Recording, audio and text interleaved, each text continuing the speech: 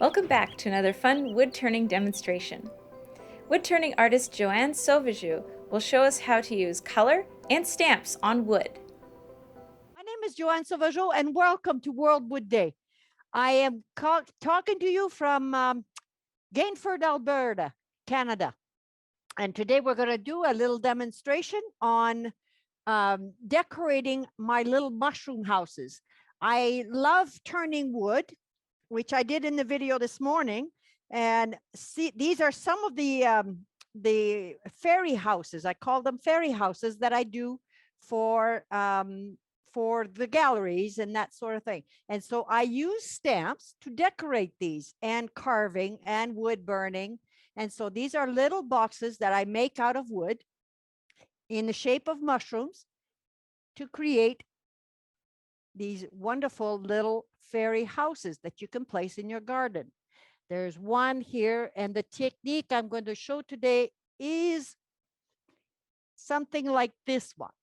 There's a bowl that I did using some alcohol ink markers and an airbrush and some alcohol ink and stamps and ink pads. So let's go on to the demonstration. I have a wood mushroom house that I did this past week. This one is dry. And so what I've done is to prepare it. I have covered it in white acrylic paints. Now, the wood that I have growing around my home is birch. And it's a very, very plain wood. It's got no particular grain. This is the one I did on the video this morning. It's got no particular grain, and it's a very dull looking wood. It's not a very nice, but it's a perfect canvas for creating my little wood fairy houses. And so this one isn't completely dry because I turned it wet yesterday morning, but this one is. And so, as I've said, I turned these on the lathe, and I've already started preparing some of the background on this one. And so using alcohol inks, which I will demonstrate in a moment, what I did is I painted, as I said before, a coat of white acrylic paint, and I put a very thin lacquer on top of the white paint after it dried. This creates a nice smooth surface so I can play around with the alcohol inks. So let's go on. I will switch over my camera to the other one and show you how I go about doing this. I hope you've enjoyed World Wood Day up until now. It's been a wonderful experience for me, certainly. So I have a little sandbag here that I use to prop my wood. I will turn on. Now, in order to do the background on my my little mushroom house, what I did is I transferred, and this is what I use. These are rubber. Well, they're normally rubber stamps, but I think this one is created out of a latex. So it's a very, it's a very thin stamp, rubber stamp or latex stamps, I guess you could say, and with a design on it. These are put out by Lavinia Stamps. And she has a wonderful series of stamps for fairies. And let's see, we're turning them around so that you can see them properly. So she's got fairy stamps and the doors for the mushroom fairy houses and dragons, all kinds of wonderful, wonderful stamps, which I'm going to go on and show.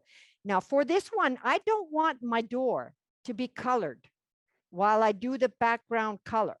And so what I did is I stamped on a piece of paper, cut it out, and then with double-sided tape, I applied it to my wood base so that when I go ahead and airbrush the colors on it, I won't get, hopefully it won't bleed into the this section here. Although I could clean it off with a one of these pads, these wipes.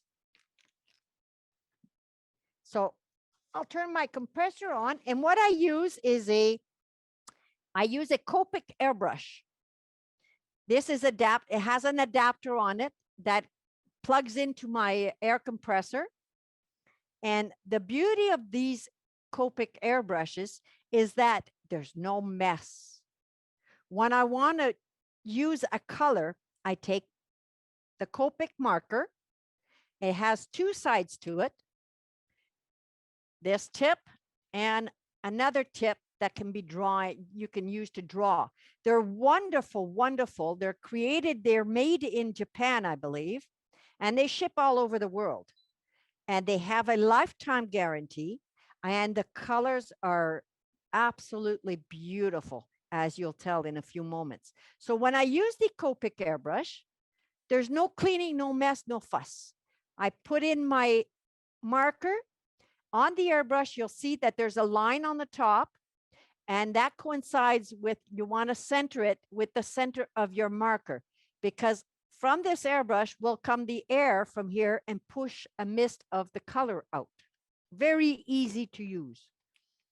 So I've got about 3 colors that I chose: a nice blue, a nice pink, and a brilliant yellow. And so what I'm going to do is I'm going to start applying some colors all over. And I want it fairly thick. There we go. I want it fairly thick. Now, just for the purpose of this, I'll take the top off my house. That way I can do that one later and I won't mess it up. So I'm going to do some of the yellows all over, brush it down. Now that might not be centered on it. I'm not getting that much color. There we go. So there's a yellow. I'm going to put some yellow in here. There, all over here. Nice thick layer. And you can see how bright these colors are. Absolutely beautiful colors. And they have well over 300 different colors. And the beauty of these Copic markers is they have a system of colors. The markers are marked with a number. And if you look on their charts, right next to each color will have the blending color next to it. And so if you want to get really creative and if you're artistic at all, you can get the markers with the next blended color and really create some absolutely gorgeous, gorgeous work. And they're so easy to use. And the beauty of these markers also is they are refillable. You can get, because the markers are refillable, you can get the ink to replace once they go dry. So you never really lose your marker. They never go. And another thing is when you're using the Copic airbrush, they last a long time. Now, if you find that your colors are getting a little dry, it could be that the air is drying out the marker in it. And so I'm going to go against the paper here. Just give it a couple of minutes without air so that the ink has time to get down. I use my markers a lot. So there we go. We're going to put some yellow, and we've got some yellow. Now I'm going to switch to colors. See how this is nice? There is no cleaning, no mess. It's easy. I quickly change the colors. You can't do fine detail with these markers. It's not like having a proper airbrush where you can create some really fine lines. This is great though for, oh, now there's the pink is coming out really nice. Woo! There we go. Pink here. Gonna do a little pink here. Add on to the blue. And some more down here maybe. And down here. Whoop. Yeah. And so let's see. We're gonna blend it in with the rest of it. We got some more. Let's see. And they blend so nice. I'm going to do a little darker in here because I'm going to create a little effect after. So there I'm going to get my pinks. Now I'm going to switch to colors again into the blue. So here we have the blue.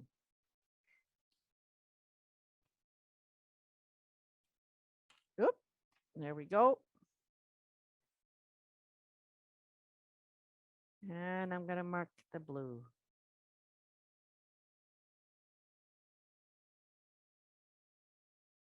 Now, I'm not sure. I'm not seeing any of the chat on the YouTube channel, so I'm not sure if I've got the right channel set up.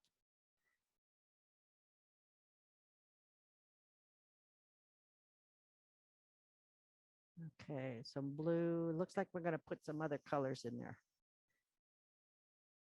Blue. And over here, try to mix it in.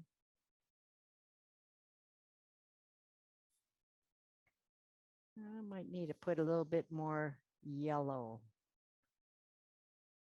Yeah, I'm going to put a little bit more yellow. There, we got room to put some more yellow.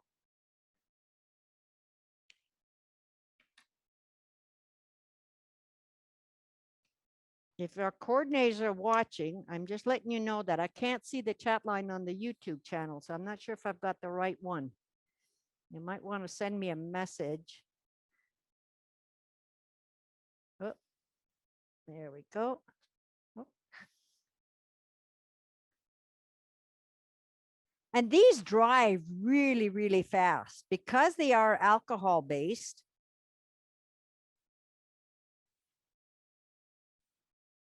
And because I have put a coat of lacquer on it, if I wasn't satisfied with the color right now, I could easily take a wipe with some alcohol, isopropyl alcohol on it, and wipe the whole thing off and start over. But I'm usually pretty good at putting my colors on, so it shouldn't be necessary.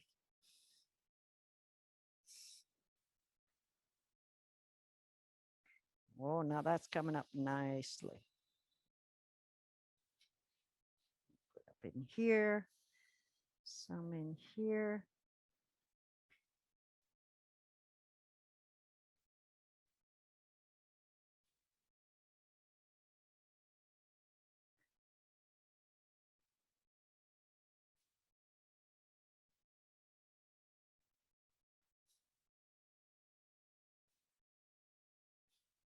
Sometimes if you find the colors aren't coming out quite well, double check and make sure that your line is in the middle of your marker and that it's pushed right in.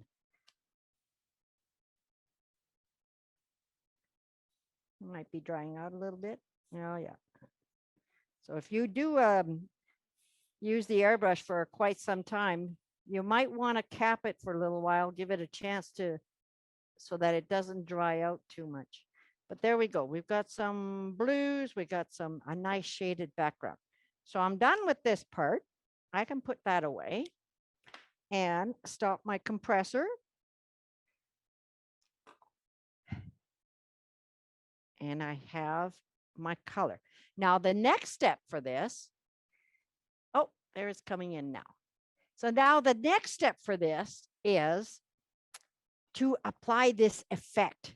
This is where the magic happens. What I have is a little spritzer bottle that'll produce a little fine mist. And what I filled it with is an alcohol, isopropyl alcohol. And with this, you want to make sure that you're not putting too much on because it'll make this has not set yet. It'll make it bleed. So you want to go from a fair distance and just apply. And this is where the magic, watch. Apply a very fine mist to it. There. Oh, and there it goes. And so I'll show you right closer. Oh, there's another. Oh, this is so much fun. This is magic. This is just magic. I love this effect. And so here I go. I'm going to go all the way around. I don't want to put it too thin because I don't want it to run. But even if you make a mistake, that's not a problem. It's not usually a mistake. It's a new creative endeavor. You can wipe it up and start over again. And there we go. I don't know if you can see it. Is there a glare from the lights? There we go. And again. Oh, another spritz. If I blow on it, because it's alcohol, it'll dry up really fast. It shouldn't run. And we'll do some more here. And more. Oh, this one. And it makes this ephemeral background perfect for stamping your little fairies on.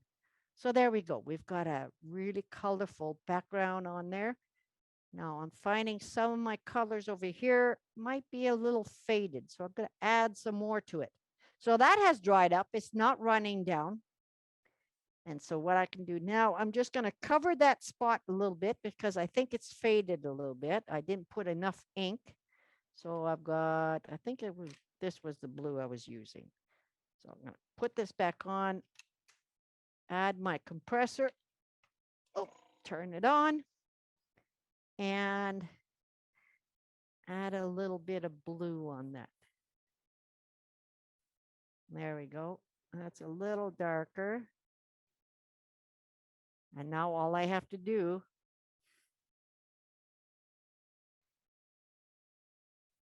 there we go. Get some color. There. That filled that spot. So now I can take that off. Make sure I cap it so that my markers don't go dry. Set it down. Turn off my compressor. And we'll do the spritz. There we go. Nice light touch. Just a little mist on it.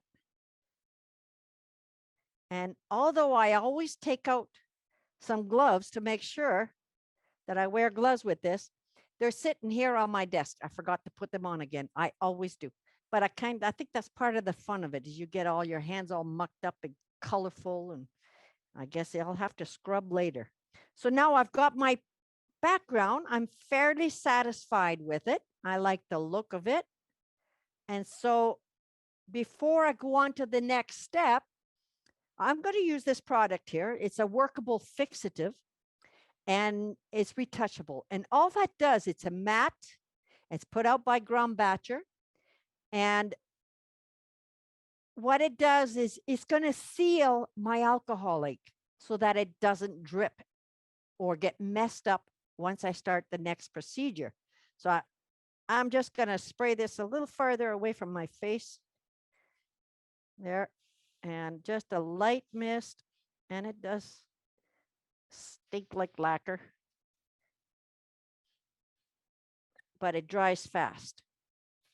And all that's going to do is going to seal. Now, you don't want to put this. You want to just put a very thin mist of this stuff as well, because I believe there must be some kind of alcohol in there or anything else. But if you put too thick a piece, you might run and ruin your background colors. So I think I've got a fairly good cover on it. So now I'm going to give it a few minutes to dry just a little bit. And now I can take off my little paper stamp that I did on this. And the reason I did this is I don't want to mark the background because I'm going to paint that door, or I might even carve it later.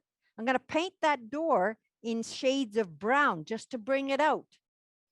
So there I've got this blank space, and that's where my stamp is going to go once I decide to place it. So this is the first stamp. This is the door of the little fairy house. And now all the stamps I'm using tonight are by Lavinia. She has beautiful stamps. If you're going to use her stamps for retail, check on the website. It's called Angel Policy, and you can look up her company and see what her policy is on using her stamps to sell your wares at the market or that kind of thing. Every company has different set of rules on how to use their stamps. Now, I don't remember what the policy is on these particular stamps. So until I check, I'm not going to try to sell my little fairy house. But for now, for the purpose of the demonstration, we're going to use them up. Clean up my desk here. Whoops. Going to use them up and check. Okay, so there. I'm watching the chat link to see who's chatting and who's got questions on that first part. If you have any questions, now's the time to ask. So when I'm using the stamps, there are two companies that I prefer to use. My very favorite are Archival Inks by Ranger. And if you go to ranger.com, you can see their whole line of product. They have a beautiful, beautiful line of products, very good quality stamps.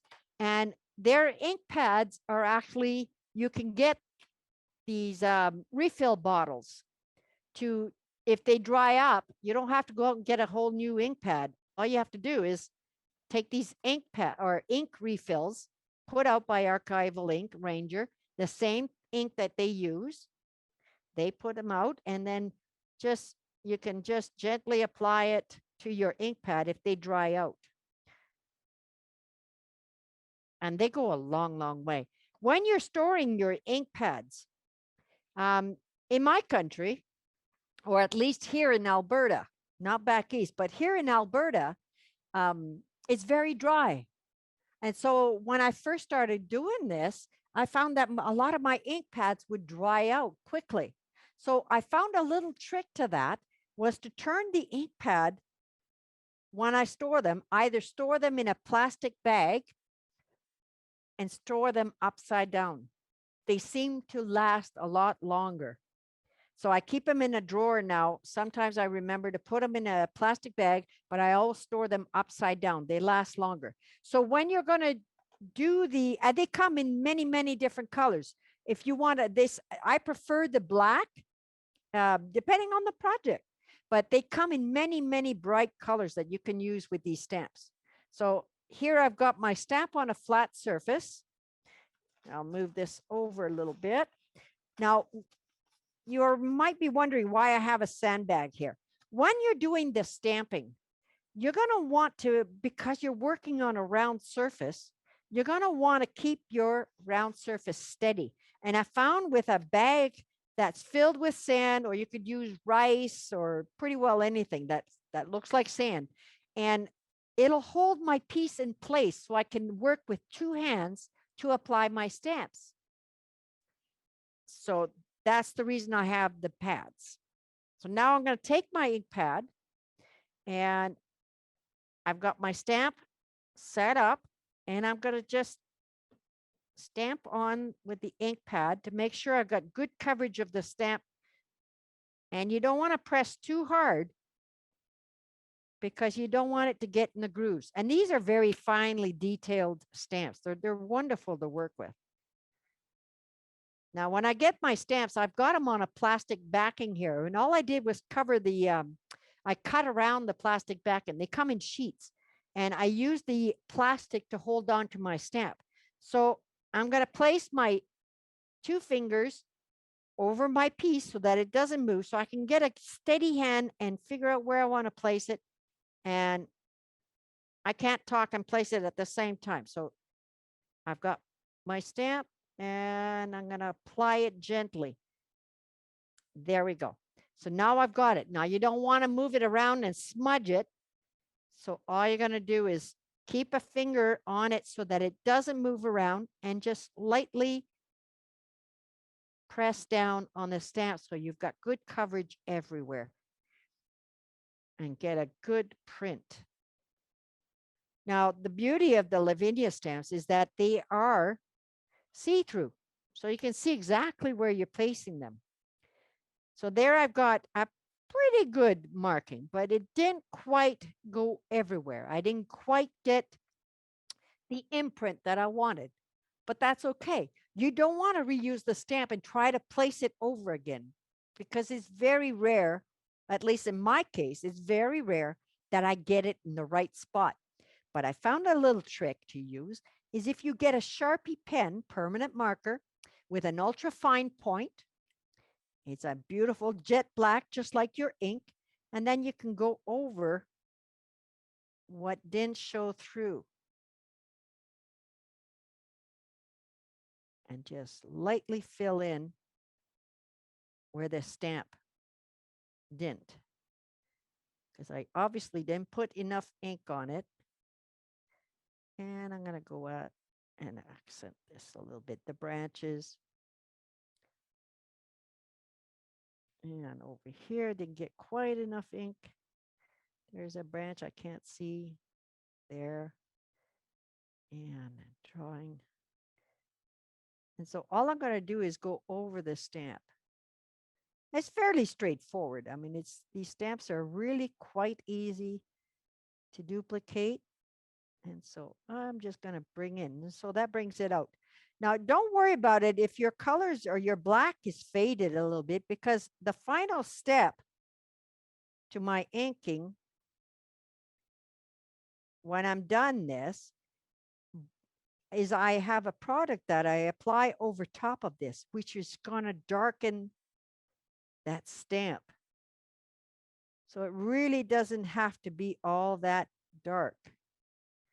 So there we go. Well, I've got lots of time. I can do a little bit of there, put in my rocks. And I should probably have my glasses on.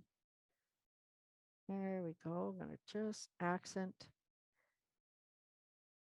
where the ink didn't quite come through. So there I've got a line in my door. You can see here where some of the ink didn't rub off. I probably didn't press on that area, and so I didn't get any ink.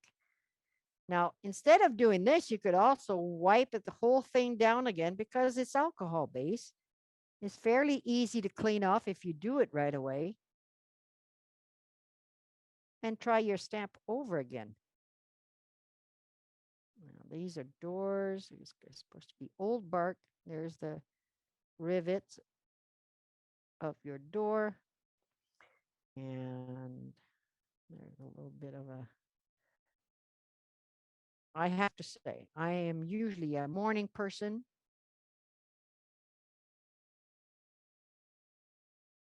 And so I might get a better mark. There we go. We got a branch here that's faded. I'm going to try to put that in. There's it's faded into the color. Draw it in. And just like that, you'll never know that I missed my stamp a little bit. You can also, if you're feeling creative, you can also change your design a little bit. It doesn't have to be exactly like the stamp. If you were going to use a series of these, and they have several different doors for stamps.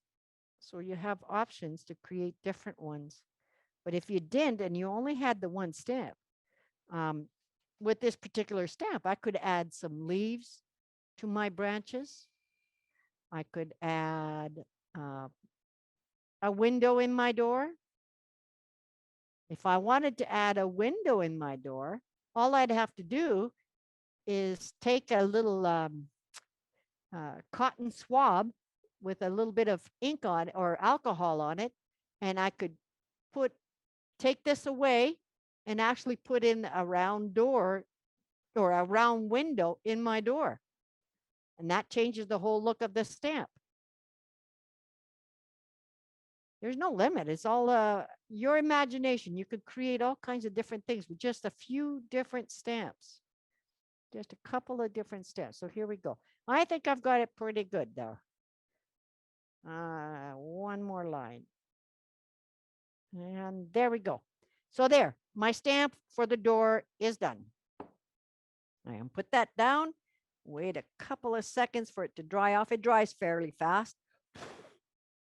And then once again, I don't want this to get messed up because my fingers might be a little oily, or if I'm playing around with wet wipes, I don't want to smudge this up. Now, I can't smudge this up because we already sealed it. But now I want to seal my door. So I'm just going to apply a light coat of this Workable Fixative over top. There we go. And that's going to seal it enough so I don't smudge it. So where I'm working in layers to create the effects that I want. Now we see that from the door, there's no color that came in here. Well, I can use my colors just from the side and use the marker and fill that in a little bit. I think it's dry. Yep. And so, or I could use the airbrush, actually is probably more, because when you're using these, they can come on. If you're using straight from the marker, they can come on quite deeply. So now I've got my door, and I'm going to place, do I want fairies? I want fairies flying around on my, so there's a little tiny fairy, and she's got them in all kinds of different sizes. So I've got tiny little fairy here. And because it's so small and this might stick to my pad, I'm just going to directly place it on my pad and lightly press to get some ink on her. So there we go. Grab that carefully. Usually I use tweezers. It's a lot easier to grab these small ones. And I'm going to hold this bowl steady. And I'm going to place her right there with one finger, hold her down and tap.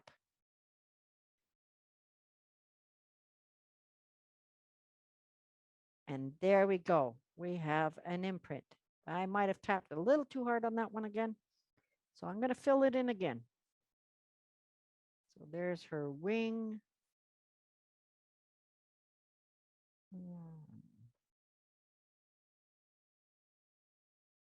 Fill that in. And yes, she is dark. So my fixative might not have been completely dry when I put it in, but I'm going to give her some extra hair anyway. There we go. And fill her body in. And her foot. There, she's nice and dark. So there, I have a little angel placed over the door. She's just going to protect the fairy house for the next tenant. Now around, let's move around. We're going to decorate it a little bit more. So here I'm going to use this really cool looking exotic flower vine. So there, I'm going to use that. Now this one's fairly large. I should mention that if you've never used the stamps before, practice with a piece of paper, on a piece of paper, just to see how it applies, how it feels in your hand before you apply it to your work. There, I got it nice. I'm pretty sure I got it covered this time. And we're going to pick it up. And I'm going to gently place my fingers holding my piece and place it on. So there, I don't want it to move around. And I'm going to make sure I press everywhere to get a good imprint, which hasn't been my luck tonight. But I've done a few of these today. I could be getting a little tired. There we go. I'll lift it up. Oh, no, there, I got a good imprint on this one. So there's my vine. I've got a vine growing alongside of the piece. Now I don't have to, I want to keep using the same one, but I don't want it to be uniform. So I'm just going to use a section of the stamp. I'm going to use the top section and create a shorter one. So there we go. And I'm going to place it a little shorter, just so we have a little variety, a little spice. So there we go. There, she's in. And I got a good imprint again. So now I can use, and I can do this all the way around, or, yeah, she should be dry. A little bit of ink didn't quite come through on this one. There we go. We'll close that gap. Close that gap. And let's see if this one's got more ink in it. I think my spray on is not quite dry. So it's getting a little harder with the marker. Oh, there we go. So these have little bubbles in them. There. Make that line down here.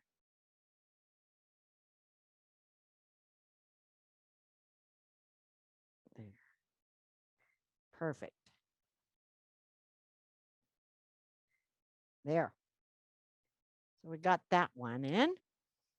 And let's see. Now we're going to turn around and take a look. We're going to do the other side. Ooh, yeah, we're going to do the other side. So I'm going to take my stamp and press down. Make sure I'm in line with your camera.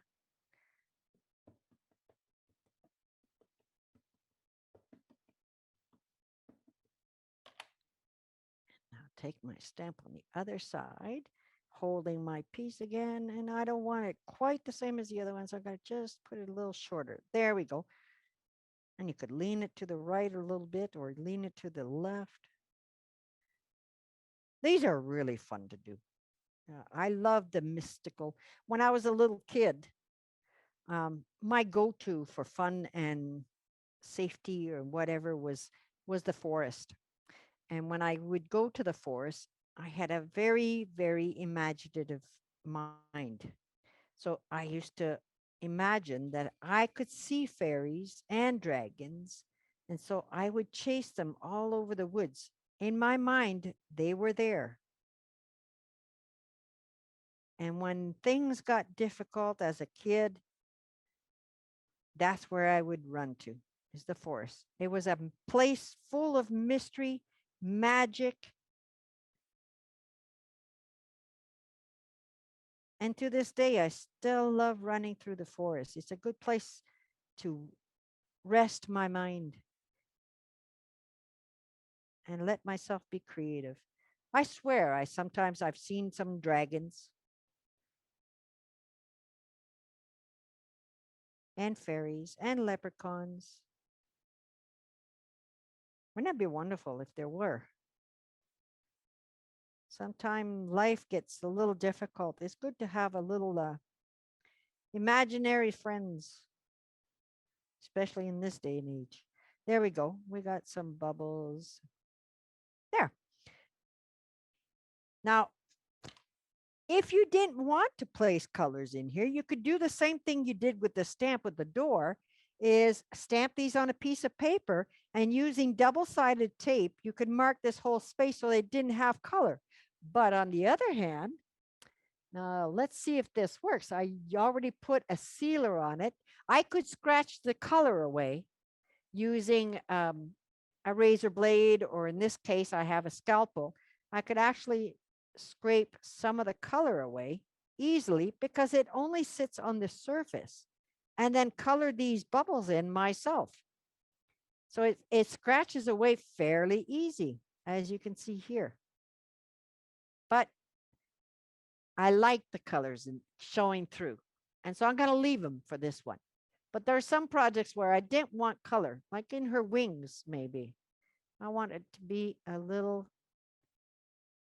more pronounced. And so I could scratch away the color with this. Now, this is not a very sharp scalpel. It's a very old one, but this works. So I'm going to take away some of this color in her wings. Maybe they'll show up even more. And what I've done with some of my fairy houses is I've added a little bit of glitter in her wings, and then they really pop. So there's a wing down there that I can't see because of the color. So I'm going to move that color away. There we go. So there. Now, if I wanted her to show up even more, I could actually put a little bit of embossing powder and a little tinsel in there, and that would make her pop. Now, I think with my hand, I place it over the ink, and so it's not quite as dark as it should be. So I'm going to put a little bit, there we go. Make her a little darker.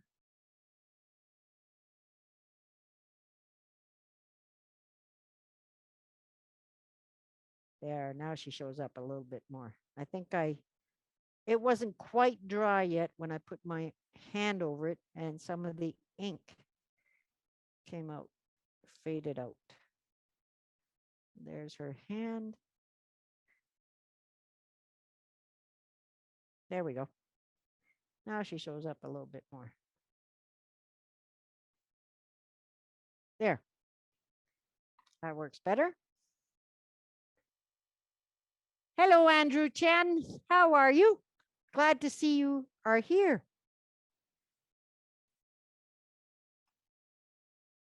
And I see that Gina is here. Hello, Gina. It's nice to see some familiar names. And hopefully make some new friends too. So let's see. Now I want a little change with my flowers. I've got a little vine here that I can use. I have a little vine that's simple. And so I'm going to put it on with my other one. When you first buy your stamps, when you first get them, they might have a thin film on top of the stamp. Wash them down a little bit with a mild soap or even just a wipe, just to get rid of whatever it is that they've applied to protect the stamp.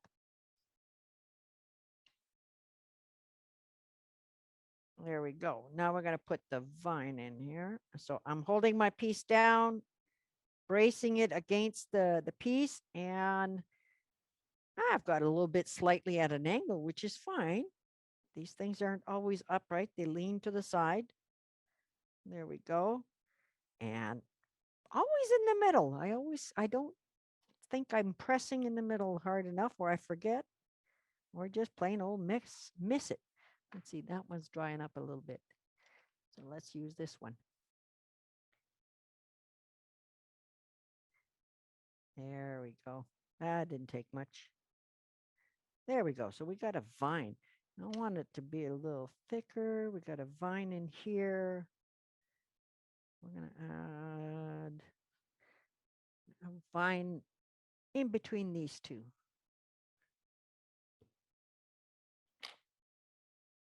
It's so quiet. There we go. I'm going to just slap it on. There we go. Just to put a little bit of leafage. There we go. Little leaf. And I'm going to put one of these again. Do I have another one? Yeah. I don't want it too busy. So I'm going to keep using the same stamp. So there. Now, because my door is in a black silhouette, black ink, I could actually have this so that it's going over the door a little bit. So I've got it leaning here. I'm going to hold my piece down and gently place it. Now hold it down with a couple of fingers, and there it's going to go. And see if I can remember to put that middle more. Tap it down. There. And it did. Great. All right. Once again, I'm just going to fill in a little bit more. Normally, I have time. I let this each stage dry a little bit before I go to the next step. But for the purposes of the demonstration, I don't have that time. And so I'm just going to go ahead and do. Normally, my imprints are much darker than this. That must be going dry. Where's that other one? There it is. So there we go. We got a little ink. Finish that vine. Now I will show you some of the things I've done using different. I have a favorite series of stamps that I use, and I'm mostly known for using those stamps. And they're called Stampscapes. Now I'm going to give this a couple of minutes to dry so that, and at the same time, I can show you some of the other works that I've done. This other series of stamps, let me see here, change the camera.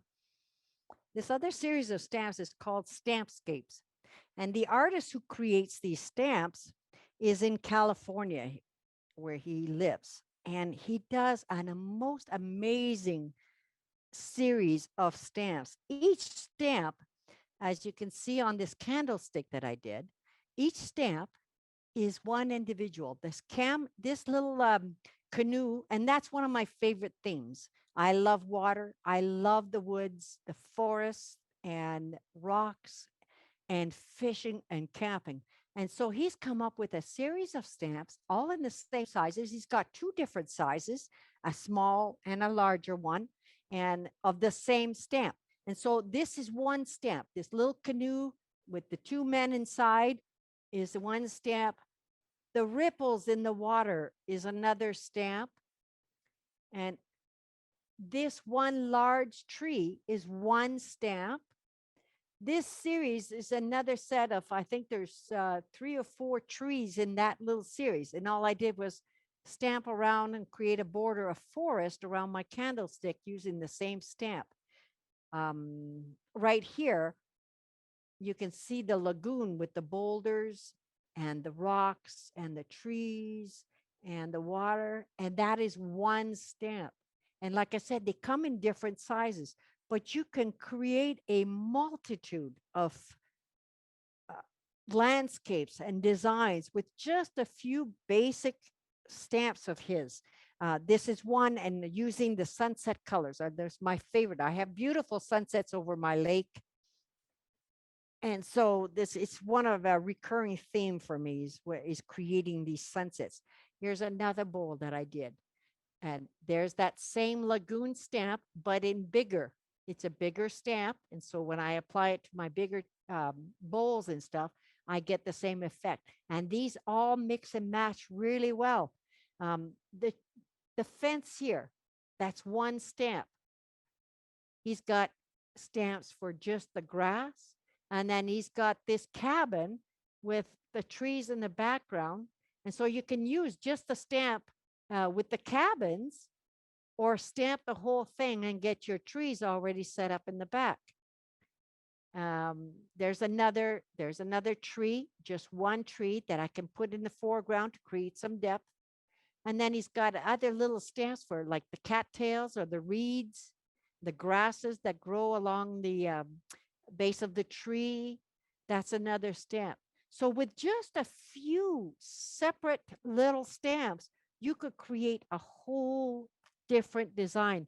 And if you go to his website, stampscapes.com, he has a whole series of different stamps. He's got sailboats. He's got little people stamps that you can place in there. They're walking hand in hand. So if you put a scenery with a forest, and he's got the other stamps with a grassy knoll, and then you put the two little people holding their hands walking into the sunset, you've got a whole new landscape that you can use.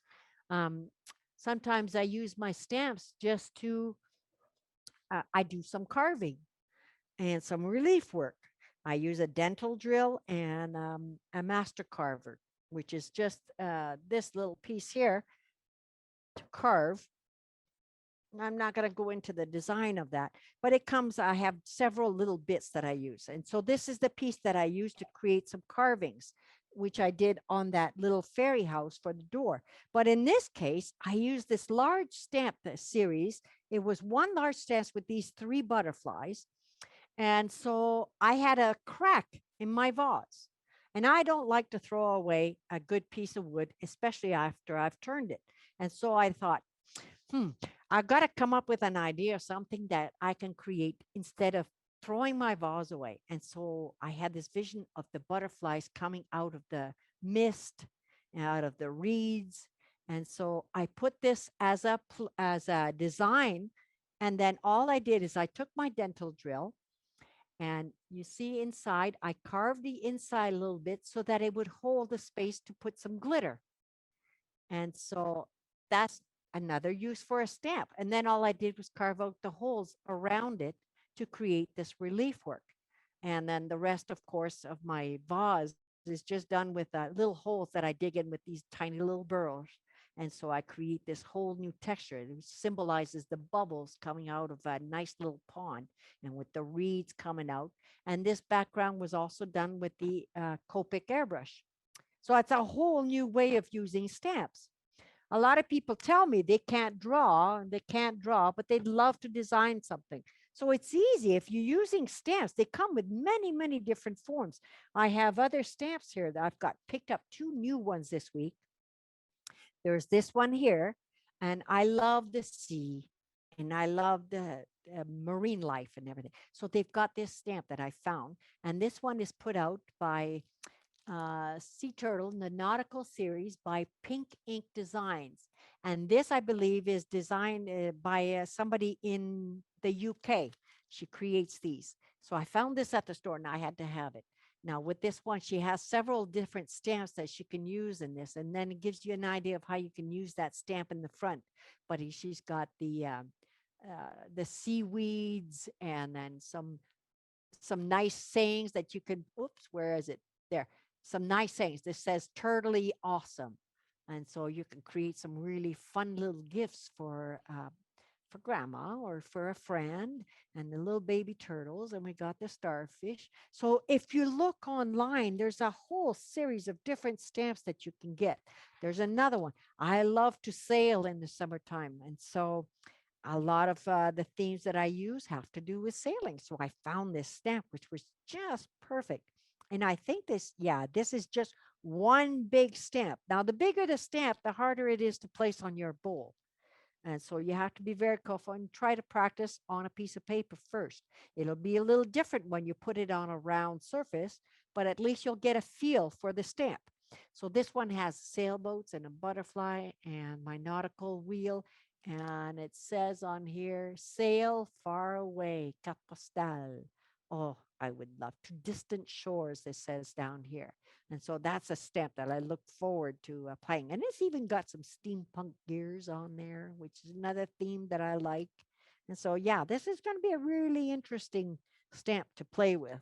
So I'm going to have to try that out sometime this week. So getting back to our little fairy house, I think it's dried up and the ink seems to have dried. Yep, it's all good. It's dried to go. And so I have a couple more stamps on here that I'd like to put. I have some dragonflies, tiny little dragonflies.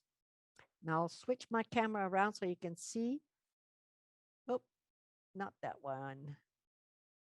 We'll go to this one. There we go.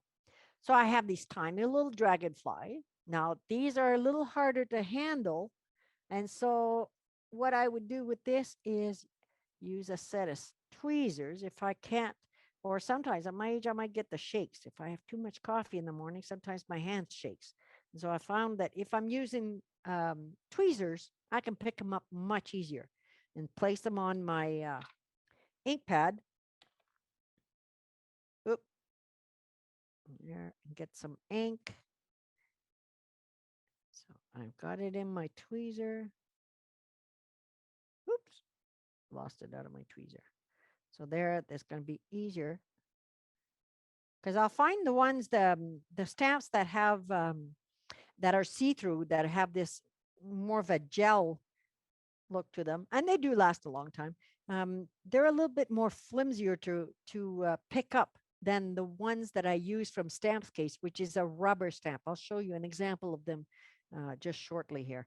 So I'm going to put a dragonfly on top of here. They should have dragonflies. We're in the forest after all. There's bugs and really critters. And in my mind, these guys still talk to you. So there, I got my dragonfly. I'm going to put another one. Place them over here. So there. And these are, the smaller the stamp, the easier it is to place them. But you don't want to press too hard or they'll smudge. There, I got a good imprint with that one. And I have, oh, I got a pretty little butterfly here. So I'm going to use a butterfly.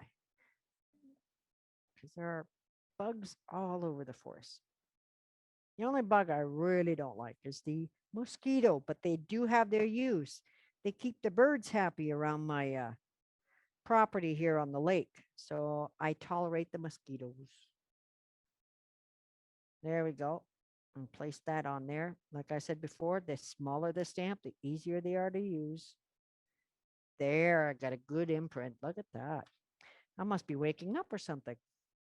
So there, I got my butterfly, a little fairies running around. And I'm going to look around and see, oh, there's a space there for another one of these vines. You'll find after a while of using these stamps that you might become better at drawing, because visually, these are simple stamps, but visually it's imprinted on your mind. The more you use them, I'm finding myself now that a lot of these stamps, I don't even have to use the stamp anymore. I've done it so many times that I know what they look like, and my hand, I'm able to draw them instead of using the stamp. And so then I can have a little variety in my design. And the more you use them, it's almost like the smarter you get. At least it works that way for me. There we go. I'll press that down, make sure. I don't want it to move. And we got, let's see. Now, because I'm holding it down, well, look at this. My ink must be getting better, because look at that. We got just one went a little faded. So I can fill that in. And nothing in nature is totally perfect. We got to have some imperfections. So there we go. That was the only one. The rest of it looks pretty good. So there. Now it's covered the whole outside of my vase. So now what I can do is start coloring my rocks. So I'm going to pick out some gray markers for my rocks. There we go. We got some gray markers. And as I can tell, I have a lot of markers.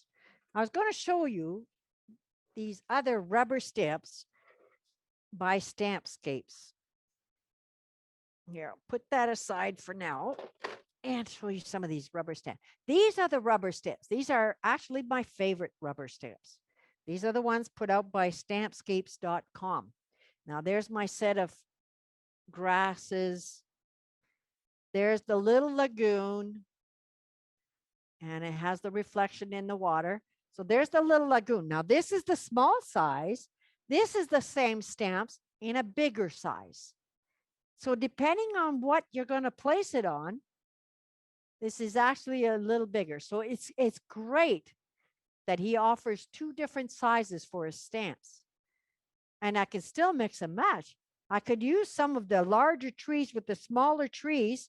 There's the tree that I was talking about before, the one nice large tree. I can use part of this tree to create a smaller tree and just ink this part, or do the whole thing, or cut it off the top. And then all of a sudden I have a stump that's been broken or cut down in the woods or felled. And there's my little canoe guys. You can see a little closer. There we go. So there's the little canoe guy. That's a stamp. And when I buy these stamps, these are not clear like the Lavinia stamps. These are not clear. So just to make sure that I'm putting it on the right direction, when I buy them, I put a little white arrow on the back of them just to show which side is up, so that I don't make the mistake like I used to, where I'm putting my stamp on and I realize when I put it on that my canoe guy has capsized. So by putting a little white arrow on the back of the stamp, I know exactly where it's going. So this was an example for the other stamp. There's another one. There's another little cabin with I think that's spruce trees in the background. I'm not sure, but there's a little cabin in there. And so they create some beautiful landscapes. I love landscapes. There's a moon within the clouds, coming through the clouds. He's got hundreds of different stamps and different themes. He's got the waves on the ocean beach. Take a good look at his website. He's got some beautiful stuff there. So on with my mouth. We were looking for the gray. I want to color my rocks in. So I'm going to find, there's a darker gray and a lighter gray. Where did it go? Where's the lighter gray? There's, no, that's a clear for, yeah, there it is. So I have a lighter gray. And then while I'm at it, I may as well pull out my brown shades. So there's a tan color. I don't want too dark on my door or all the details will get lost. So I know I have a lighter shade of brown. There's a tan. There's a, yeah, that's fine. And if it's too dark, it doesn't matter. You can blend it in. They do have a blender. This one, I think that's a bulk white. So if I get too dark a color on my door, I can lighten it up before it gets completely dry, just to blend it in a little bit. So I can cover my ink pad now so that it doesn't get dry and store it upside down. So we're going to start with the rocks. And so I'm going to there's a little bunch of pebbles on the bottom of the door. And before I'm finished off, I can cover all this white in with the airbrush. And so there. So now I'm going to use this side of the tip and just color in my brushes. Now, if you hadn't sealed your stamp before, when you're using these ink markers on it, they might make the ink on it bleed, which is why I sealed it. So now this sealer has completely dry and I can brush all over the ink and it won't bleed. So there we go. We got some gray stones in there. And add some more. There's another one there. Another one there. And take a look at the chat line, see if we have Alan. Hello, Alan. How are you? Yes, I should mention Alan and Lauren Zenrich were on today. I hope you got a chance to see their demo. They do a fantastic demo. And Lauren Zenrich is the one who got me hooked on the Copic Airbrush. They're good friends of mine. And when we were at the symposium, she was doing a demonstration with it. And once I had seen what she was doing with those Copic Airbrush and Copic markers, I had to have them. And so after her demo, there was a big run on these Copic markers. It took me 3 months to get my Copic airbrush in because everybody wanted them. And so they were no longer available. I was heartbroken. I couldn't wait, but so excited when they finally came in the mail. So there I've got a blend here. Oh, that's really white. That comes out white. Or is that just push the colors around? There we go. So yes, thank you, Lauren Zenrich, for getting me on these. There, I got a little darker one here. I can put some shading on my rocks. She does beautiful work. So does Alan. He's a great wood turner. And both of them give an awesome demonstration. So I hope you had a chance to see them today. Let's see. I know I had some time when I first got up this morning. I got to watch Theo Haralampu do his. I watched Mark Mahoney yesterday. So I hope you tuned in and caught their demonstration. They do wonderful jobs. Okay, so now I'm going to color my door in. George, hello from Houston. Hello, Houston. I should be seeing most of you guys this summer if they open the borders. So there, I've got my door. I'm going to color my door in. And these go on so nice and smooth. I love these markers.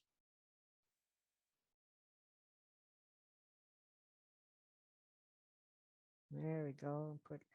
Now, I'm just going to do a light blending of this because I'm going to create some more shading in that door. There we go. So I didn't cover every spot because we're going to add a little shading. So, whoop, no, I don't want to replace it with the back cover. It's got its own cover. So there we go. I need a darker brown. I guess I could use a darker brown. So I'm going to look through my pile. There's a nice brown. I'm going to use that. I got my nice pile of brown. So there is this one. Okay. So let's see how that comes on. Oh, yeah, this is good. It's not too dark. And already my little fairy door is starting to pop.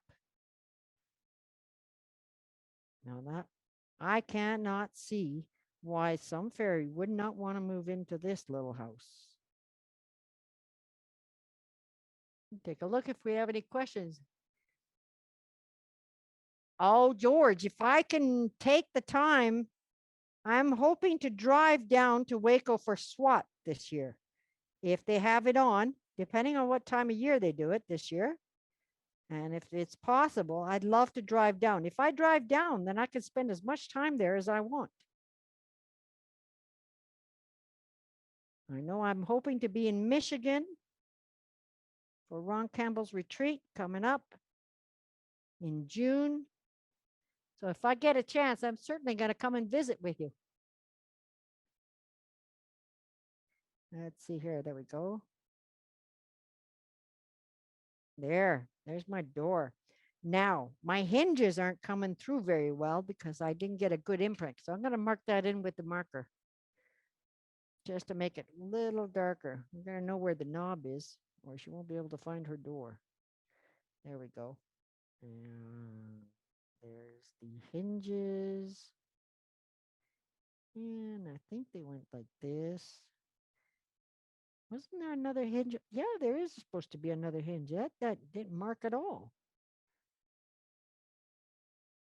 There we go. I'll just draw it in. See how easy it is? There's a couple lines. There's a couple of details.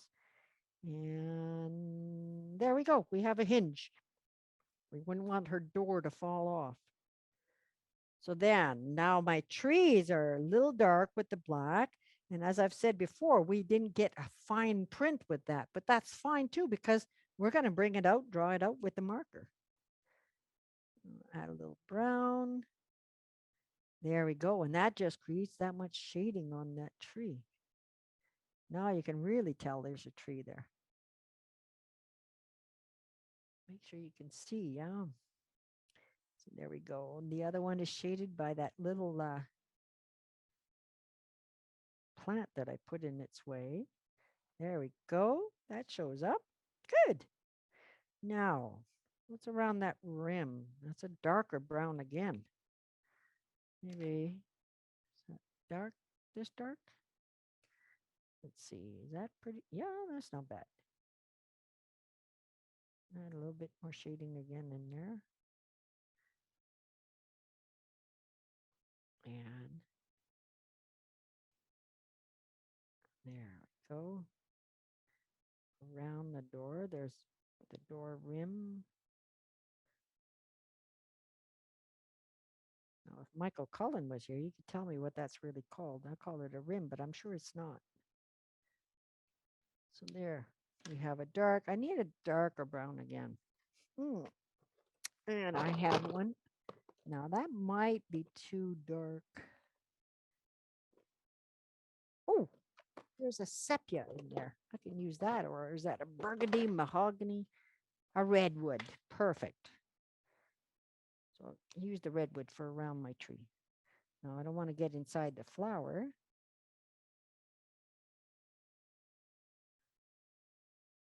There we go. Around. Ooh, it makes a sound, a squeaky sound. Well, those are branches. Ah, now I see it. Okay.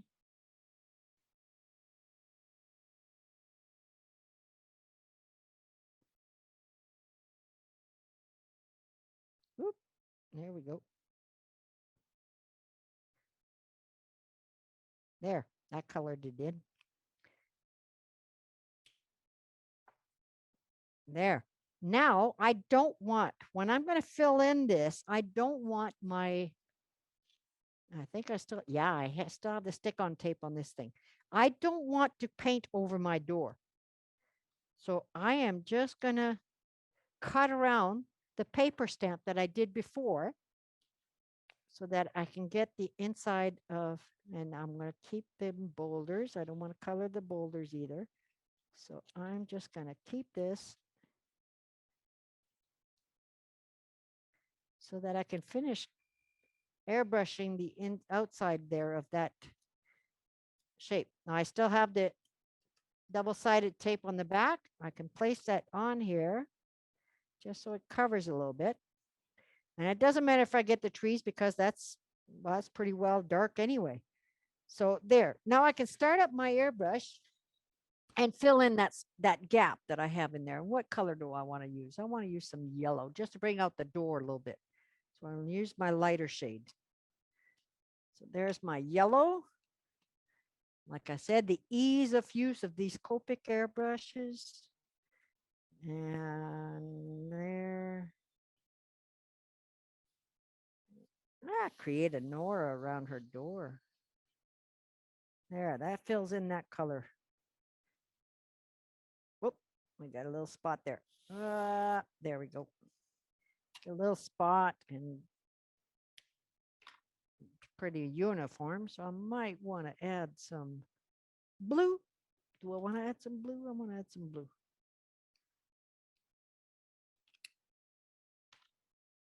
Don't you find that when you're doing art, it's just like being a kid again? There we go. A little, so just so define that area a little bit. So it's not totally. And then, now I don't want to add a misty spray to this. So what I'm going to do is I'm going to grab my tiny little brush. Where's the other ones? I have one that's even smaller than this. Yeah, I'm going to grab this tiny little brush and I have the alcohol ink in there. So I'm going to take that and put it in a little tray, put a little bit of this ink in the tray, the alcohol ink. And rather than miss my whole piece and wreck my door, where did I put the, there's the ink. I'm going to take that tiny little brush, put some ink on it, and then just push. See there? And that way I don't have to spray and mess up my stamp. And all I do is place a little bit of dots so that it ties into the rest of my background here. There we go. Just tiny little dots. There's one there. And that pushes the ink away. Does a great job. And like I said before, this is part of the magic of using these. There we go. We got a little dot there and it's tied in and it looks like it never happened. Perfect. Now, with this same little brush here, what you can do is if you found that you had too much ink in one of these blotters, I could actually, we don't want too much of it. We don't want it to bleed. So here I could take the ink away. My mistake. We can't take the ink away now because I've already sprayed it. So I thought I hadn't sprayed this one yet. But anyway, if I hadn't sprayed it yet, I could take some of that ink away. We're using this blotter. Because I've sprayed it, if I wanted to take some of that color away, I could just scrape it away a little bit. There. So if you have a mistake, see that one was a little too dark. And so all I did was scrape away some of this ink away and it made it clear again. Now I could also add in my vines, I could change the vines around a little bit and scrape a vein into the vine. And there again, it creates some change in the vine. I don't know if that's pretty small. There you might be able to see it. So all I did was scrape a line in the middle of my vine and it changes the vine a little bit. So there we go. Change that one. And then I've got a whole different vine. There's a vine again. Oh, and it creates some depth. This is fun. There, scrape away that one, scrape away this one a little bit. And there we go. We changed it. Oh, I like the look of that. Gives it a little bit more dimensional. And some of the color actually shows through a little bit. That's because I didn't scrape very deep. Very cool. At least I think it's cool. So I'm hoping you're enjoying, and I hope that you'll get yourself some stamps and try this because it is just way too much fun. And the kids love these. I put these in my garden. I seal them first because they're made out of wood and they're going to be exposed to the elements. I seal them with a nice coat of marine grade lacquer. And then I place them in my garden amidst my flowers and everything else. When my grandkids come, I can believe that we're going to look for dragons and fairies. And when they see these hidden away amongst my flowers, well, you can see the imagination just spark in their eyes. It's absolutely beautiful and fun. And it brings me back to my own childhood. I love it. So now I can't wait till summer gets here so my grandkids can come and visit and play with me in the garden. There we go. I think that's scraped pretty good. Now I got a little bit of ink that ran off my Dragonfly, so I can scrape that a little bit away. There we go. That defines that one. That cleans that up. So you can't really make a mistake. I mean, you can scrape away anything that. They're going to change that Dragonfly and put some leaves in there. Or not leaves, but little spots. There we go. Change that Dragonfly. Might as well do the other one. I like the look of it. Scrape away some of that ink. There we go. That changes. It brings it come to life. Now, I think we got room to put probably one more. I have a wonderful stamp here of a fairy riding a snail. I have not been able to use it yet. So I think I'm going to put her down there right at the bottom of the base. She is sweet. She's riding it, a snail. So there we go. Where's my ink pad? I'm going to use my ink pad. George, thank you. Houston looks like a beautiful city. And hopefully we don't do this during tornado time, right? We don't want any hurricanes, or at least I don't. I've been through a hurricane once. And at the time, I was 10 years old, and I thought that was very exciting.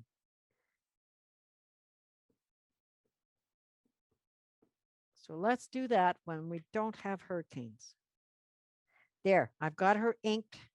I'm going to grab the edge of my plastic, and I'm going to put my bowl on here. And she's going to ride a snail. This is a cool stamp. There we go. Now this one, because I've never used it before, it's a little stiffer, which makes it easier actually to apply. Make sure I got the middle and hold it with your fingers so it doesn't smudge. There we go. I can lift that up a bit and see I got it. Oh, I got a good imprint. Yes. So there she's riding a snail. And she looks so cool. So there, I'll show you just this way. There she's riding the snail. She's off to the fairy masquerade, I think, amongst the leaves. And there's, oh, I still have my paper on my door. I can remove that now. There we go. I don't think I have the tape. There we go. And so there's the rocks in the doorway. Now, the fun thing with this is a rather plain, it's just a colored door. But what I did with this mushroom is I carved my door. I put the stamp on, and then this is a different stamp. It's a little bit bigger. It's one of their series, but this stamp has some really nice ornate iron work on the door. And so what I did is I created some relief work, and I lightly, you can see the relief on here. I lightly dug into all the lines of the ink, and it created this wonderful 3D effect, and even put a little keyhole in there. It is, oh, it changed the whole look of my bowl. I loved it. This is another stamp I really enjoy. And then this one here was the door, and all I did was dig in to the wood because this piece was fairly thick. And so I was able to dig in there and put a pretend glass pane on here with colors. And so there's all kinds of, oh, there it is. Now my roof, I dropped my roof I dropped her roof, and so my little spout here broke off. So I'm going to have to glue that back on because that's a nice little twirly gig on the end of a little vine that comes out of her roof. So I have to glue that back on. But under here, this one here was done doing Zentangles with a wood burner. And so I burnt the whole defects in here, and it's very textural. You could feel it. And then on the underside, just to create some interest, I did some more stippling with a wood burner with a light staining on the background. So that was a whole different one. With this one, what I did with my mushroom is I have the cap here. And so what I did is I left this fairly thick. And then I took the bandsaw. I think it was the bandsaw, or was it? No, it might have been my carver with a blade.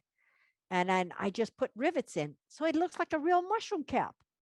Now, once I'm done with this, what I can do, oh, I got some paint on it. What I can do is stain this a nice mushroomy color, maybe a light green or something. And then what I'll do is I'll take some ink, and with these tiny little bottles that spread some ink, I can place some ink to go through the edges in here. And so this will get even more pronounced. It'll look like a real mushroom. So this was a fun one to do. There, I didn't finish the top. So now with the top, I've got a really pretty little fairy house here. I've done most of my stamping on it. And so now I got to decide what I'm going to do with the roof. Look at that. I'm not going to decide what I'm going to do with the roof. So with the roof, now I know I have some stamps somewhere that have the shape of bricks. So I could do that, but I don't know where I've put it. And so I don't have the time to look for it. So what I could do is, oh, I got different vines. I could put all along the vine. I know that's what I'm going to do. I know I have another stamp here. And as I've said before, I have a lot of different stamps, things that I can go through. And so I know I have one in here with lots of vines. Oh, now there's a pretty stamp. Now there's filigreed with butterflies on it. And it says fairy wishes. Well, let's try that one. Yes, I think that would be nice. It's a bigger stamp, so it might be a little bit more difficult. So as I bought them, they bought them as a set like this. You can buy them individually. All the stamps are sold individually, but I bought these sets. And so when you get them, they have a covering plastic to protect them. So you got to peel that off. Now it's been, when I bought these, and I've had them for quite some time, I have a wood stove right to the attached greenhouse in my studio. And so it got really, really hot in here. So you got to be careful to protect them, not to leave them in the sun. Oh, here. Yeah. So there it got kind of stuck. So I'm going to grab a piece, some scissors here and cut that. Oh, it's a big one. I'm not sure if I'm going to be able to use all of that stamp. It might be a little difficult to place. So this whole stamp is one big stamp here, but I might not want to place the whole thing on my roof. So I might just ink part of that stamp.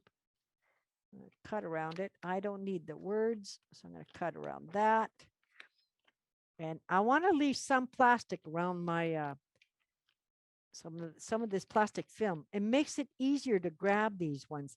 With the rubber stamps, they're thicker. They're easier to get a hold of. But with these ones, they're a little bit, because they're made out of gel, I guess, they're a little thinner. And so I keep the plastic on them, just so that I never covered my ink. Oh, let's hope it's not dry. And so I keep the plastic so I can hang on to them when I'm grabbing them. So there we go. I want to use this. Now, my butterflies, they look better. Let's see. We don't need the bottom part of it yet. So I have this. So I'm going to take a look and see, do I want to use the smaller one? Oh, no, that might be just perfect. Yeah, I think the smaller one might do it. So I'm not going to ink this part of the stamp. I just want to use the smaller vine so that it fits nicely on my roof. So that's what I'm going to do. I'm going to ink part of that stamp. Oh, and it's brand new. I've never used it.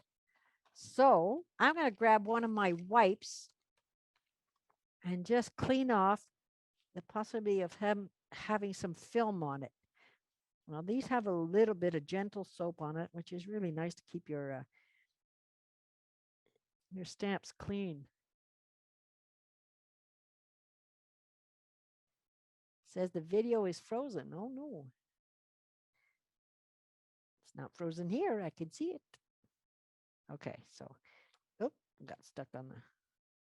There we go. So that's cleaned that off. Clean off my hands a little bit. And it doesn't matter if it's got a little soap on it, and my ink might just apply much easier. So like I said, I'm going to apply the ink just a part of the stamp.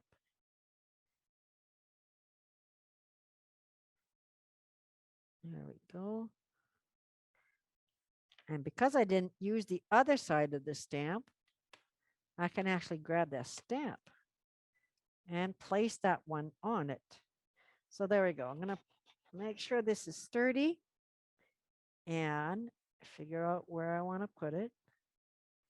And the angle, and I think this looks good. So there, I'm going to hold it there, stamp it down, get my butterfly in.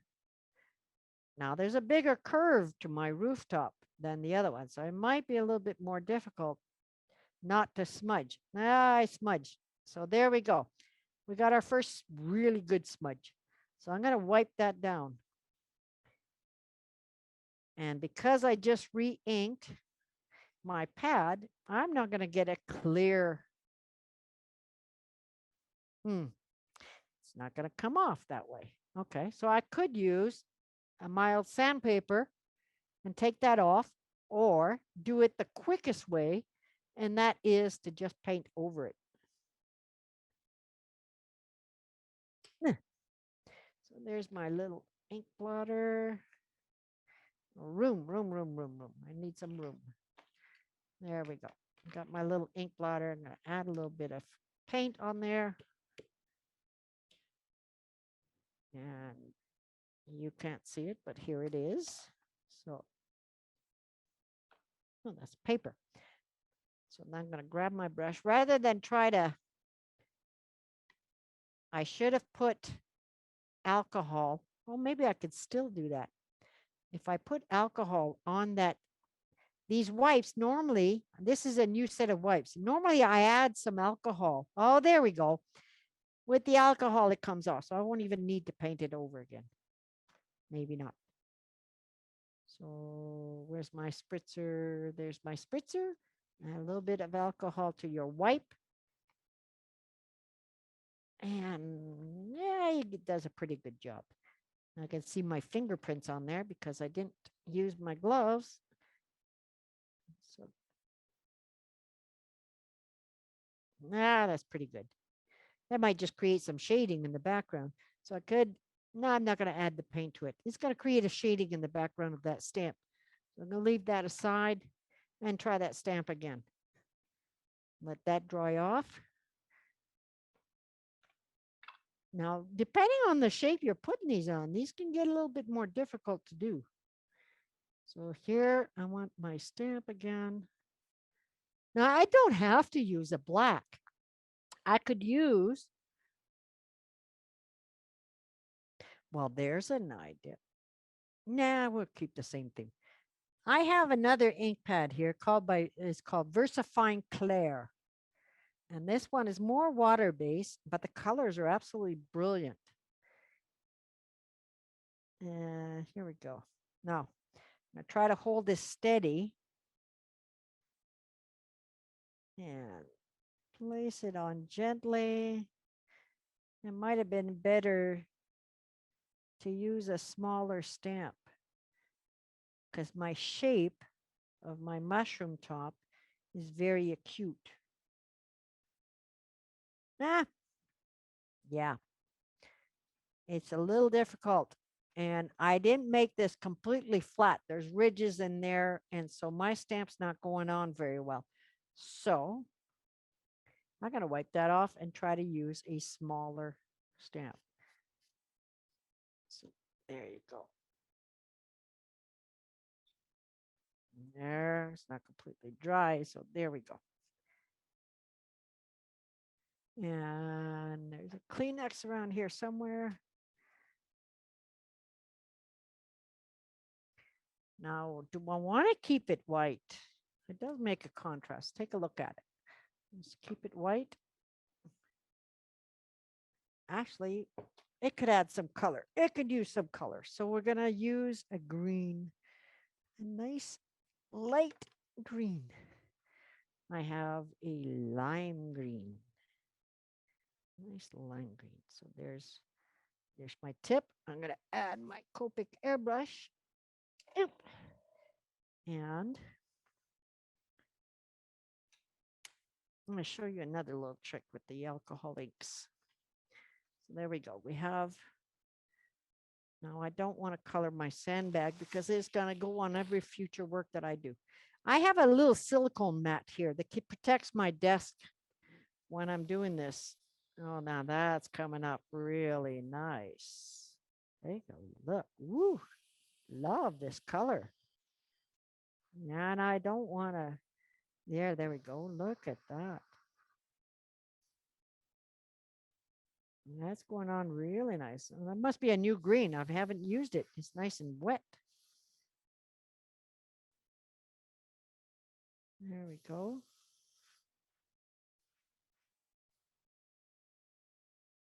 Ooh, I like this green. It might be a heavy contrast. I'm not sure how it's going to look on my fairy house. But it's her house. If she doesn't like it, she can change the color. There we go. Yeah, green edge. Ooh, I like it. Yeah, put some spots.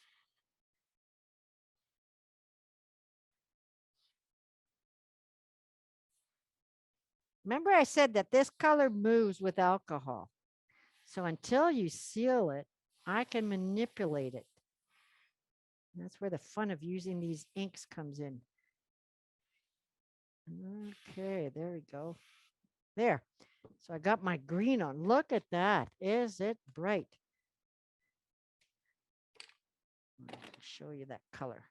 Take a look at that. Oh, it's not showing up all that green in my video, but I can guarantee you it's a very bright, light green.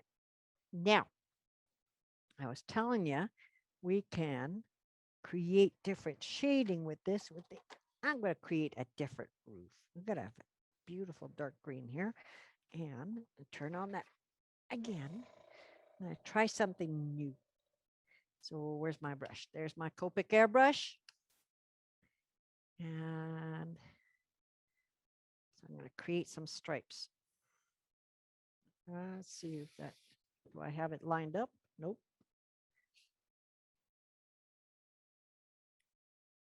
Is it? Yeah, it should be lined up. Maybe it's crooked.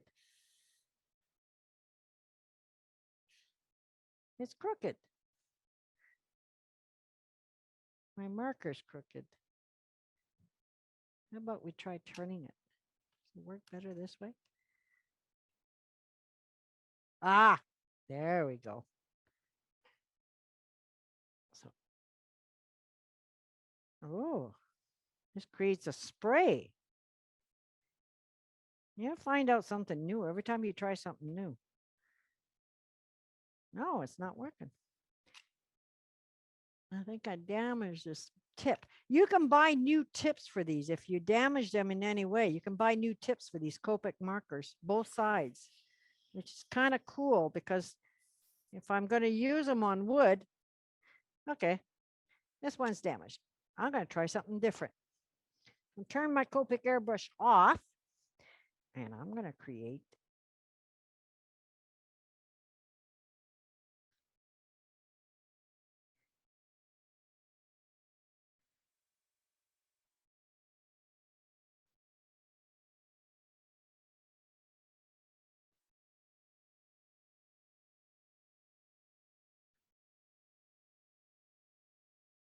there we go. She needs shingles. Little house should have shingles, shouldn't it?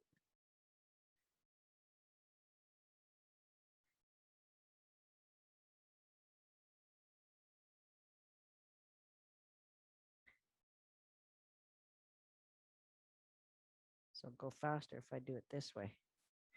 And different sizes coming down. Nothing's perfect in the fairy world.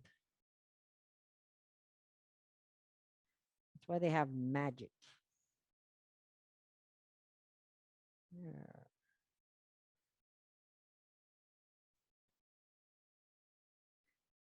You can put as much detail. I mean, I could play all day on this thing and create a whole different look every time.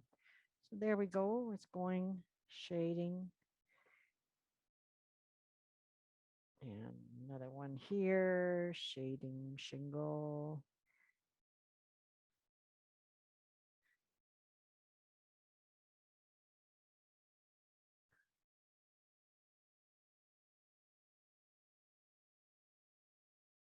I don't see any questions. Nobody's got any questions for me. There we go. And look at that. We got a little bit of shading from my stamp anyway. I could go over that with a pencil. And down. Another one. Now anybody can do this. This is really easy. Little squiggly lines. All the way around. I'm getting ahead of myself. There's one. Yeah, it's got a big shingle. There's one, a little lopsided. Another one there. I've never met a fairy that was a good carpenter anyway. His shingles are all misshapen.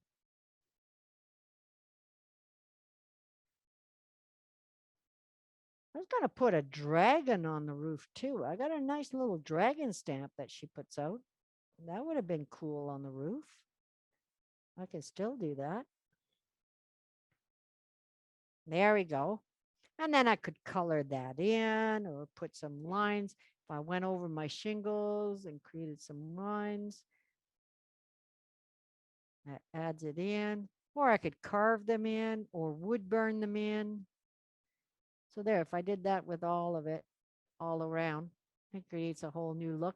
But I have a stamp for a dragon that I've been dying to use. Is that the right color? Yeah, that's the right color. Goes on there. So where's my dragon? Where did it go? I have another snail. Ah, there's the dragon. I have a cute little dragon. Now make sure it's on the right side. And I've never used it either. So I'm going to wash that down. And most of these, the alcohol won't hurt the stamp to clean them off with. So there we go. So I'm going to make sure it's dry. And we got some sawdust on there. Take that off. So there, I got my little dragon. And I'm going to ink it. Whoa, she stuck to the ink pad.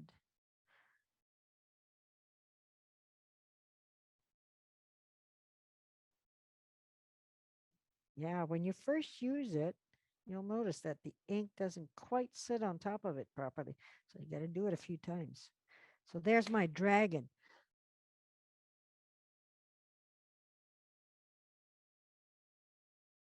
And so here we go. I'm going to put a dragon on the roof. And it's flying there and around. Get the tail, the wings. There we go. Their head. And everything should get a good stamp now. Oh, not quite. It's a newer stamp. Yeah, still not quite dark enough because I didn't put enough ink on there. I think when I left my cover off a little bit, it dried up my ink a little bit. So I'm going to put marker. So make sure, oh, my marker is getting dry too. It is really dry. It's getting that time of year or I'm going to have to keep a pot of water in my studio to keep it humid. So there, I'm going to take my marker and fill the rest of that in. I can change the stamp around a little bit too. There. This is like copying. You just got the design, the basic design is on there, so it's easy to just follow through. Finish it off. It almost looks like he's got the head of a bat. There we go. Fix that wing.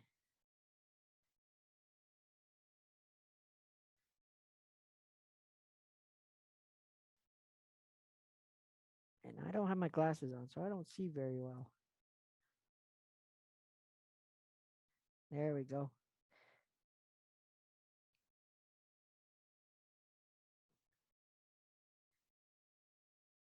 Now, my poor dragon is very dark. I'll put some shading on the back of him. There we go.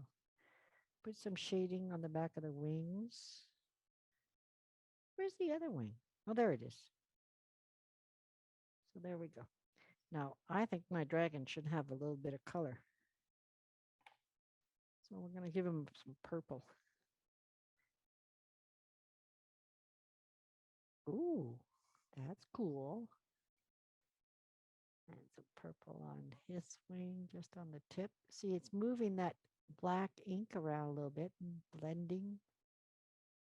There, he looks a lot better in purple. There we go.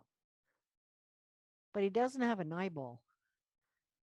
I like my dragons to know where they're flying. So I'm going to scratch a little bit away from that ink to create his eyeball. Where is that? There's that. So he needs an eyeball. There we go. We scratched. Oh, now it looks a lot more severe. So he's got an eyeball. Now he's flying over the roof. So there you have it. There's all kinds of neat, fun things you can do with alcohol inks and stamps. That's not very dark. I'm going to try another green. Oh, I got a nice shade of turquoise. Turquoise? Yeah, I had a nice shade of turquoise in here. No, I should keep in the theme with the blue, right? So we're going to add a little blue to tie in the roof. I'm going to get my compressor going again and my Copic Airbrush. And make sure it works. Yep, it works. So we're just going to add a little bit of blue.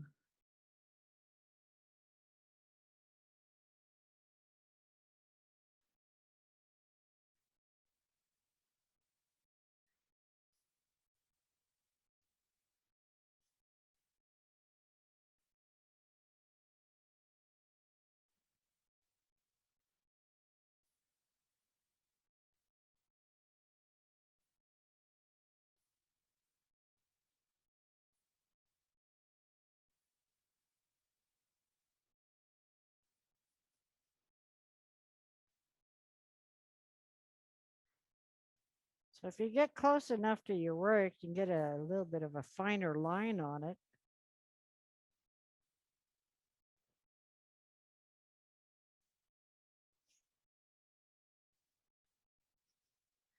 And if I didn't like, if I wasn't quite satisfied with the look of it being airbrushed on here, I could take, again, I could take a brush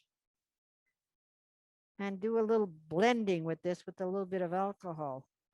But I think I'm going to like this. This is so different.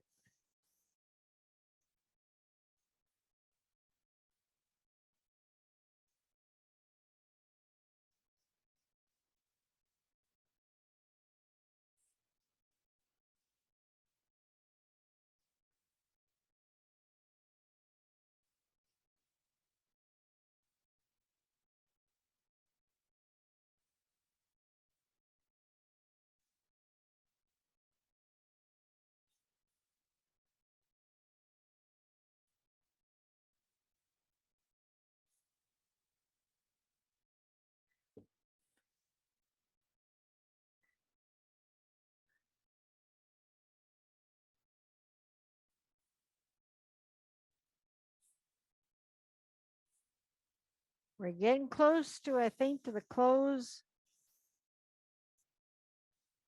of the demo. If we have any questions, now would be the good time to ask them.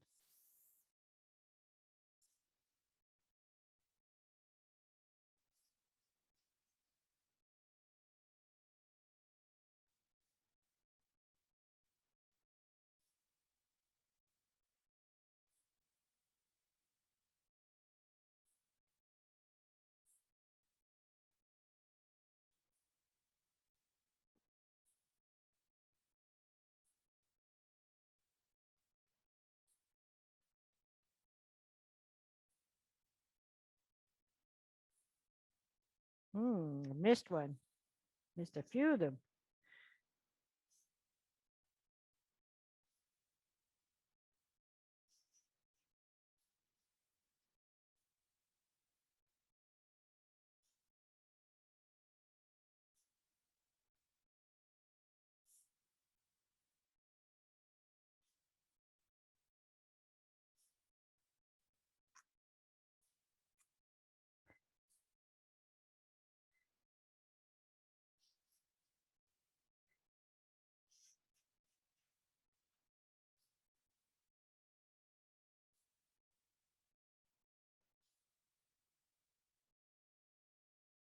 There, I think I have it. That's going to be pretty bright. Nobody's going to miss her in the forest, I'm sure. She'll be just fine. She'll have to camouflage with a bunch of leaves, I think. But then I could go on all night to decorate this thing to create a whole different series of different effects. But here you have it. We have a fairy house.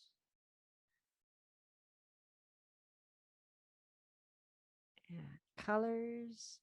And there's the fairy riding her snail, the vines. And I love the backdrop with all the bubbles coming out. And so then tomorrow night I could finish, or tomorrow during the day, I could finish the underside of my mushroom cap and then make a little fairy, a little toy to put inside for when my grandkids come to play. And there you have it. I think it's going to look real smart in the garden.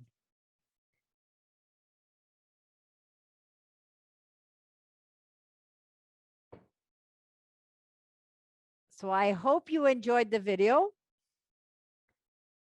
I'm going to switch the cameras here. I hope you enjoyed the video. And I hope you enjoyed the rest of your weekend with World Wood Day.